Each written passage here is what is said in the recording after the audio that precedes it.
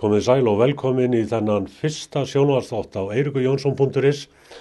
Við getum líka kallað þetta afmælisávarp vegna þess að í dag, það er kannski verið að gæri eða á morgun, þá á vefurinn 3 mánaða afmæli sem er ekki hár aldur.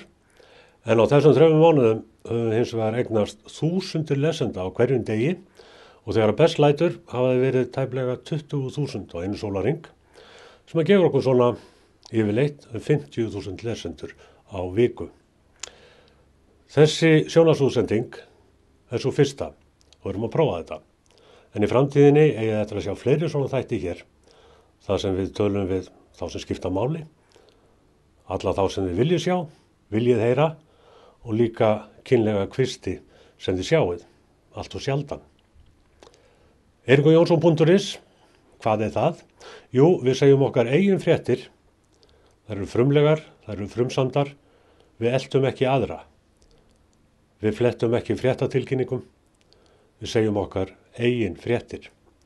Vegna þess að fréttir heita news á öllum tungumálunum á íslensku, á dönsku, frönsku, ensku og spænsku.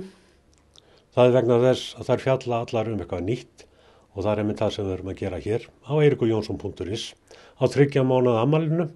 Að segja okkur eitthvað nýtt, til dæmis með þessari sjónvarpsútsendingu sem er eins og ég sagði áðan, svo fyrsta af mörgum sem þið er bara eftir að sjá hér. Þangað til seinna, sæl.